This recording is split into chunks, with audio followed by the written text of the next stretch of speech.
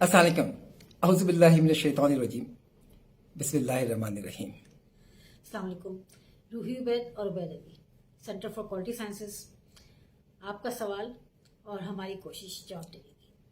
جی، سوال آج کا یہ ہے کہ ایک گورنمنٹ کا انسپیکٹر، یعنی ڈرگ ریگولیٹری اتھارٹی کا انسپیکٹر یا food and drug administration US کا انسپیکٹر کہیے، انویسٹیگیٹر کہیے، جب کسی کمپنی میں جاتا ہے جہاں پر دوا بن رہی ہو یا دوا بنانے کی جو مینوفیکچرنگ فیسلٹی ہو، تو اس کے ذہن میں کیا ہوتا ہے، کیا دیکھنا چاہتا ہے، کیسے کام کرتا ہے، جا کر کیا کہتا ہے. تو یہ سوال ہے. اچھا، اس میں ایک بات اور جو ہے وہ بتائیے ضرور کہ انسپیکشن اور آڈٹ میں کیا فرق ہے، اس کا بھی جواب دیجیے. اچھا، یہ دوسرا جو سوال ہے یہ بہت زیادہ آ رہا ہے. جی. تو پہلے میں دوسرے سوال کا جواب دے دیتا ہوں اور پہلے سوال کا جواب بعد دے دیتا ہوں. تو آڈٹ اور انسپیکشن، بچپن میں آپ نے نام سنا ہوگا نا آڈٹ کا. وہ جو اکاؤنٹس کے لوگ ہوتے تھے وہ جاتے تھے آڈٹ کرنے کے لیے. تو آڈٹ جو ہے فائنانس کی ٹرم تھی جس میں چیک لسٹ ہوتی تھی، یس، نو، ٹرو، فالس، ڈونٹ نو، یہ سب لکھا جاتا تھا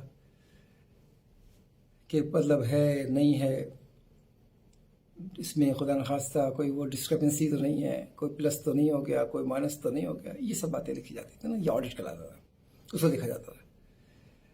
انسپیکشن بیسکلی ایک اتھارٹی کے ساتھ جاتا ہے آدمی، تو وہ اتھارٹی جس میں وہ ایکشن بھی لے سکے.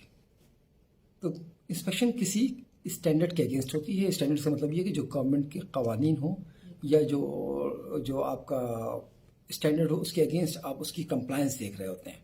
آپ نے کہا کہ لال لائٹ کے اوپر گاڑی نے رک جانا ہے، تو اگر گاڑی نہیں رکی تو انسپیکٹر اس کو کیچ کر سکتا ہے کہ گاڑی نہیں رکی، تو آپ کمپلائنس دیکھ رہے ہیں کہ گاڑی نہیں رک رہی. اور آڈیٹر کے پاس ہے، بہرحال میں اس پہ زیادہ کامنٹ نہیں کر رہا. دنیا میں جو ہے نا وہ آڈیٹر نہیں کہلاتے، وہ انویسٹیگیٹر کہلاتے ہیں. اور انویسٹیگیٹر جو ہے وہ مطلب جاتے ہیں انسپیکٹ کرنے کے لیے، اور انسپیکٹ کرنے کے دوران وہ انویسٹیگیٹ کرتے ہیں. وہ یس نو سے بہت باہر کی دنیا ہے جہاں ہم سچائی کو انکور کرنے کے لیے حقائق کی تلاش میں سوال کے پیچھے دوسرا سوال جو ڈیولپ ہو رہا ہو اس کی بات کر رہے ہوتے ہیں، اور اس کو لکھ رہے ہوتے ہیں، اس کو سوچ رہے ہوتے ہیں. تو یہ فرق ہے انسپیکٹر آڈیٹر میں. ہمارے یہاں یہ جو ٹیکنالوجی آج کل استعمال ہونی شروع ہو گئی ہے، یہ بے سر و پیر کی ہے. انہیں سمجھنا پڑے گا کہ ریگولیٹر جو ہوتا ہے وہ کمپلائنس انفورس کرنے جاتا ہے، تو وہ ایکشن دے بھی سکتا ہے، اور ایکشن جو ہے وہ سیزر بھی ہوتا ہے، ایکشن جو ہے وہ مینوفیکچرنگ کا اسٹاپ کرنا بھی ہوتا ہے، ایکشن جو ہے وہ سیل کرنا بھی ہوتا ہے، ایکشن جو ہے وہ کمپنی کو پابند کرنا ہوتا ہے کہ وہ اس کو انفورس کرے. خیر بہرحال آگے بڑھتے ہیں. تو پہلے سوال بھی نہیں، بلکہ میں ایک اور بات، آپ بھی تو انسپیکٹر کا اتنا تجربہ رکھتی ہیں. آپ کسی مینوفیکچرنگ فیکٹری میں جا رہی ہیں جہاں دوا بن رہی ہو، آپ کے ذہن میں کیا بات ہوتی ہے، کیا چیزیں دیکھتی ہیں آپ؟ جی دیکھیں، مین 4 باتیں دیکھی جائیں گی. پہلا کہ وہ سوٹیبل ان سائز ہو manufacturing facility. Suitable in size, جی، اردو میں کہتے ہیں مناسب ہو، موزوں ہو. ہاں، اپنے جی، اپنے کام کے لیے اپنے سائز میں مناسب، suitable in size. Suitable in size. Number 2، adequate in space, یعنی کہ اسپیس جو جگہ ہو کافی ہو کام کرنے کے لیے.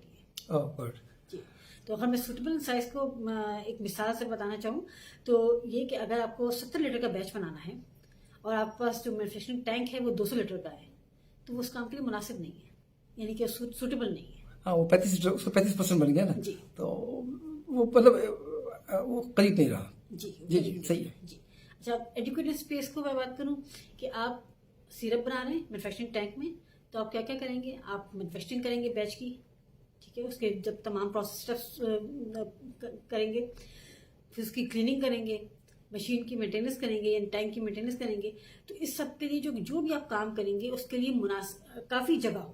ہاں ٹھیک ہے، اتنے کہ آپ آرام سے کام کر سکیں کمفرٹیبلی، تمام آپریشن ایزیلی کر سکیں. میرا خیال ہے تو یہ 2 باتیں انسپیکٹر دیکھ رہا ہوتا ہے کہ وہ آپ کی کمپنی جو ہے وہ سوٹیبل ان سائز ہو اور ایڈیکویٹ ان اسپیس ہو. اس کے علاوہ جی، تیسرا کہ designed to avoid mix up and contamination, یعنی کہ اس کا ڈیزائن ایسا ہو کہ وہ مکس اپ کو روکے اور کنٹامنیشن کو روکے. تو مکس اپ مکس اپ میں دیکھیں مٹیریل فلو، آپ کا مین فلو، آپ کا پروسیس فلو، آپ کا ویسٹیج فلو، مٹیریل کا ان مٹیریل کا آؤٹ، تمام ایسا ڈیزائن ہو کہ وہ مکس اپ کو روکے، وہ کنٹامنیشن کو روکے، یعنی کنفیوژن نہ جی build up کنفیوژن کرے. نہ بلٹ اپ ہو، ٹھیک ہے. ایرر کے چانسز نہ ہو. اچھا تو وہ کلیننگ کو فیسیلیٹیٹ کرے، ایزی ٹو کلین ہو، ایزی ٹو مینٹین ہو. اور کوئی بات دیکھیں گے؟ جی ایک اور بات، unit operations in designated space, یعنی کہ یونٹ آپریشنز ہوں اور اس کے لیے ڈیزگنیٹڈ اسپیس ہو. یعنی ایک اسپیس کے اوپر آپ دو کام نہیں کر سکتے، بالکل ایک ہی کام کریں گے جس کام کے لیے وہ ڈیزگنیٹ کیا گیا ہے اور اس پہ کنٹرول ہوگا، اور ایک وقت میں ایک جگہ پہ دو کام نہیں کریں گے. یہ انسپیکٹر دیکھ رہا ہوتا ہے. اچھا جو سوال ہے نا انسپیکٹر کے ذہن میں کیا ہوتا ہے، میں بھی اب جواب دے دوں. جی دیکھیے جب جو دنیا کے باہر انسپیکٹر جاتا ہے نا، سب سے پہلا کام تو یہ کرتا ہے وہ اپنی اتھارٹی دکھاتا ہے کہ جی میں نے آپ کو انٹیمیٹ کر دیا ہے، یہ میرا کارڈ ہے یا یہ میری اتھارٹی ہے، اس کے تحت میں انسپیکشن کرنے کے لیے آیا ہوں. اگر وہ ان اناؤنس انسپیکشن کے لیے وہاں پہنچتا ہے تو اب انسپیکشن کی کئی قسمیں وہ کسی اور موقع پہ بات کر لیں گے. اس وقت جو آپ کا سوال ہے کہ انسپیکٹر کے ذہن میں کیا ہوتا ہے، انسپیکٹر کے ذہن میں کیا ہے. جب ہم جاتے ہیں نا مینوفیکچرنگ فیسلٹی کے اندر تو ہم یا انسپیکٹر کو کمپلائنس ڈھونڈ رہا ہوتا ہے اور یہ سائنٹیفک موضوع ہے تو وہی دیکھ رہا ہوتا ہے، اس کا ذہن میں جاتا ہے مینوفیکچرنگ آپریشنس.